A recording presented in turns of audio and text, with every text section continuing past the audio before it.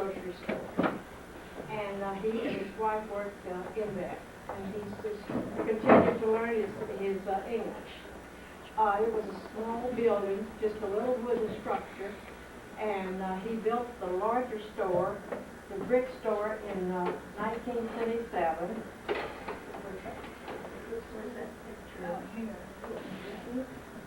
Oh, yeah, that one. In 1927, it is now used for school offices. Do you recognize it? He sold everything in this store. Food, clothes, boots, shoes, horse collars, and kerosene. Kerosene was a necessity back then because everyone had kerosene lamps and most people had kerosene stoves. Kerosene was 8 cents a gallon. Okay, do y'all know where this building is? How many of you know? Okay, this is what it looked like in the 30s, 20s and 30s, something like that. It was built in 1927. That's the way it looked back then when it was a grocery store. Before history was important. Go ahead. Mr. Shanzer had the first radio, the first telephone, carbide lights, and sidewalks in Hitchcock. Does anyone know what a carbide light is? Anyway, they bought the carbide powder, added water to it, and it was put into a lamp and had changed from the lamp. They pulled one chain that would light the carbide light, and they pull another one, and it would make it go out. So that was their lighting system at that time. Mr. Shanzer was very active in all the civic and church groups. He played the saxophone in the band for the Modern Woodmen. He was always interested in science and advances, and he read everything he could about science. And he predicted that there would be a man on the moon before the end of the century, and that did happen. Wow. The whole family worked in the store, including my husband Luke and his brother Joe. That is, when they could find them. They loved to go swimming down at the bayou, and there were no houses around, so they, and bathing suits were unheard of at that time, so they went swimming in the bayou. Well, Uncle Walter, this is the Shanzer's brother, who also worked in the store, was sent to bring them home so they could work. Well, he liked to smoke cigars, so he would sit on the bank and smoke his cigars while they finished their swimming. For entertainment, the families visited friends and played cards. There wasn't much time for this because they kept the store open till 9 o'clock. That was so the farmers would have a chance to come and shop other than the Saturdays and the weekend. Mr. Shanzer loved to fish. He spent many, many Sundays after church fishing out at Greens Lake and surrounding areas. He had this old car that had the sides had the lights on the side, and in that side of the light was the little compartment, and that's where he kept his chewing tobacco, so his wife wouldn't find it, and he went fishing and he'd chew his tobacco. Maybe that's why he caught all the fish, but anyway, that's his story, and then they built the new store, what we call the new store, in 1954, and this was built by Luke and Joe, and it stayed in our family until 1975. It was still a grocery store for several years after that, and then they gave up and it became Deuce's Wild now. So that's the history of the store. That's there. We have many pictures up here about the delivering feed and things like that. The Uncle Walter now would go to Houston with this little Model A truck, and he would get the feed. Well, one day it was his job. They always had to have cats in the feed store to kill the mice. So one day they had too many cats, and they told him, well, take one of the cats with you and leave it in Houston feed store. So he did. He took the cat up there and he gave it to them. And when he got home, that cat was sitting on the back bumper of the car. He had ridden all the way from Houston there, and he jumped off, and he was so happy because he was home. And I'm going to have to cut you off now. Okay, now the other Shanzer. Okay, Mary Ann, she'd like to tell you about how it was during the war, World War II. I was 7 years old at the time that Pearl Harbor was attacked, and And if you can imagine, or that this was a sleepy little town, it wasn't very big, but if you, they decided, the United States government decided they wanted to put in Camp Wallace and the Blip Bay. And so just like overnight, they, the town turned into a place where hundreds of construction workers came. And then they started delivering, or, you know, let's see, they would bring in construction material into Hitchcock. And my father's store was right across from the depot, so I got to watch all of this activity going on. And so there were just hundreds of men moving into town here, and they couldn't find places to live, so they would take some of the produce houses that they were talking about and turn them into dormitory-type living quarters. And they would live in chicken houses if they could, or barns, or just anywhere they could live. And they built Camp Wallace first, and it was finished. And then after that, the soldiers came in, and they brought all of the soldiers. This was like a training camp, and they brought all the soldiers on to the depot, and there would be hundreds of soldiers getting off the train, and trucks just lined up all down Wallace Avenue, North Railroad Avenue, over there, and they would get into that. And so then after that, they built the Blip base at the same time, which is west of Hitchcock out there. Do you remember the big Blip base, the hangar? Do y'all know where that is? And so there were several, I can't remember how many, but there were several blips out there. And that was exciting because they were used for observation too. There were submarines. You wouldn't believe how many German submarines were in the Gulf of Mexico. And it shows a map in Galveston, if you're ever on 21st and North, I think that's where it is, but where the Alyssa is, about how many submarines they had spotted there and they were watching. And anyway, the blips would go in and go out in the morning and come back in the evening. And I was born in that house when they were coming to Shanter House. Well, and I would get up on that top porch when I hear the motor would be, it was a very quiet motor.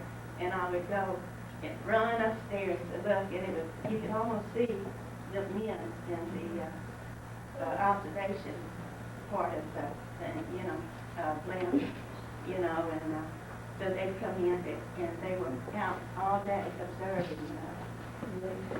And so then another thing that was kind of scary is during that time, my father and several people in Hitchcock were in air raid wardens, and we would have air raid drills or blackouts that you would call it. And so all of a sudden, you would hear the siren ring blowing, and you would have to turn everything off, all radios, everything, and you would have to be very quiet. And all the lights were turned off. All the cars had to stop wherever they were, turn off their lights until you hear the siren going in. And that was scary, I can tell you that. It was pitch black, you know, you couldn't see anything. And so anyway, another thing that we used to do is, I went to Hitchcock school here, but after school, we would go and pick up scrap metal and tires in a nice little red wagon, and we'd go pick up anything that we could find. And there was a big pile by the railroad track over that way, and we'd bring it there. Wow. And so then another thing my father did, and this was pretty significant because, you know, gas was rationed at that time, but he would take that truck she's talking about, the feed truck, and he, on a Sunday, he would spend his time, the men would be going to Galveston for their weekend pass, and he would take his truck, and he would drive it from Hitchcock to Galveston, pick up all the boys that would come hitchhike to Galveston. Then he would come back and bring them all back from When Galveston. she's talking about the boys, she's meaning... I'm talking about the sailors and the soldiers. Because it was just lines. It was soldiers just, and sailors. yes, and they would just be, you know, just lined all the way down the road to the highway, that's what they call it, yeah, wanting a ride, you know, because the buses were so full, and also they didn't run as quick as they wanted it to, you know. So that's how he spent his Sundays. And I'm gonna have to cut you right there. Oh, okay. Is there one more thing? Well, I was just gonna say that we had teachers had to come out, but she might be able to, had teachers that had to come out of retirement because some of our teachers were called into service. And then we would also have some teachers that were, wives of, soldiers and sailors. So that's about it. Well, It was an exciting time.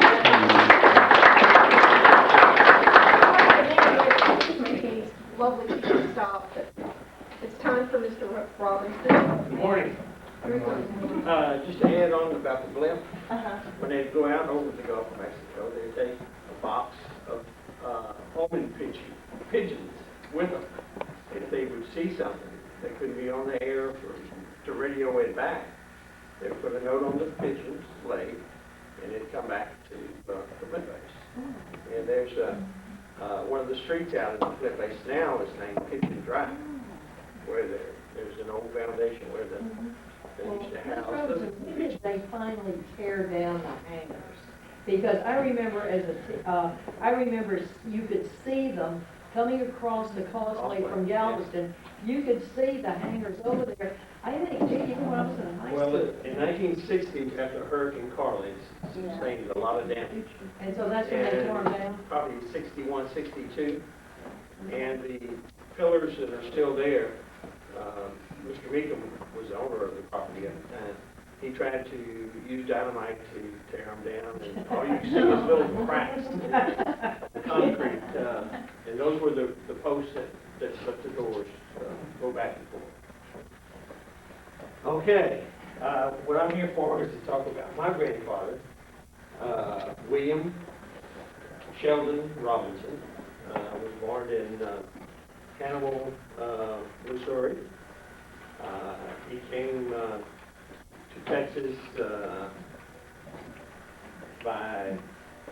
because of the Civil War. He enlisted in the Union Army in Little Rock, Arkansas. He was later captured and was a prisoner of war in Texas. And the little town that he enlisted in, Union, was Arcadia, Missouri, I'm sorry. And he was captured in 1864 at Mark's Mill in Princeton, Arkansas. He was later moved to Tyler, Texas, at Camp Gross, a Confederate prison, which was near Hempstead, Texas. Anybody know where Hempstead is? Where you can buy the Chevrolet trucks that Hitchcock on TV all the They time. also have a good cemetery there. Really? From that prison camp. Really? And, but it's on private property. And the lady, there's a heritage group that wants to consolidate it all, and this lady who owns the property won't do it. In very But receptive. she won't even let him in there to mark the graves. I mean, well, fortunately, my grandfather didn't. He pass survived. away. He survived. And he was released on December the 12th at Galveston. For some reason, I guess because he thought the cause was great, he traveled to New Orleans and became part of the Company A, 11th Regiment of the Cavalry Missouri Volunteers. And he was discharged on July 27, 1865. And when he mustered out, he had a pay of $100, and he was able to keep a gun, a pistol, and a rifle. And he came back to Galveston. And in that process, he married a lady from Palestine in Houston, Texas. And they got married and had two of their children out there. My family, I had 5 aunts, and my father was right there, and he had one brother, which was William. They called him Willie. And he was killed in the 1900s. They had a business, my grandfather did, in Galveston. It was a new and used furniture business on Post Office Street, 20th and Post Office in Galveston. And he moved to Hitchcock with his family in the mid-1890s. Is when he actually purchased his first piece of property. It was 10 acres south of town on Center Street and a little past Robinson Road, which they did not live on. I don't know why that road was named that. They had the first home was on the middle of the property, and it blew down in the 1900 storm, of which my uncle, is that thunder? Which my uncle Will was killed in, but the home was rebuilt and it's out there on Center Street. My oldest brother, Nart, lives in it, and it was built mostly of driftwood from the 1900 storm. The sills underneath the house and the floor joists, the sills are 12 by 12. The floor joists are 4 by 12s. It's got the siding on it, the cypress. But the home is still there. When I was born in that home, 64 years ago, almost 65, it did not have inside plumbing. We had the little building outside that had 3 holes. And there were also no hospitals on that. No. No. It did have a pitcher pump that you could, in the kitchen area, that you could pump some water. But that was about as far as modern convenience, that was it, and pitcher pump. My father farmed. When my grandfather bought the place, it was to sell this furniture business and move out there and start a farm. Well, the storm came and they got busy building the house, and they did do some farming. My grandfather passed away in 1910. My father and his sisters lived in the house with their mother for many years. Then the Army came in and took the property. The Navy did. On December 1942. They had told them on January the 5th, you have until December 29th, 1942 to vacate the property. And it became part of a 3,500 acre tract of land from Highway 6 near the Catholic Church of Dan's Auto Paint Shop was the entrance of the naval base. 2004 wasn't there, and it was 3,500 acres of it. Our property was part of it, along with a lot of other locals that had to move out to make way for the Navy to have their flood base. In 1950s, we were given the opportunity, or the family was, to repurchase the property. And they repurchased the 10 acres in the old house, which was in disrepair, for $700. And my dad and mom did that, remodeled, and moved back into the old home. So from that, I guess that was outside our city limits back in the 1960s when we incorporated. But later on, I was elected a city commissioner in 1973, and then in 79, in that picture there, I was sworn in as mayor by Judge Beeblebine. Served 4 years, was defeated at an election, came back a number of years later and was re-elected a commissioner and then later mayor. grandfather is buried at the Earthview Cemetery on 519 in Memorial Drive, going to Lamar, along with my grandmother and my uncle Will, who was killed in the storm.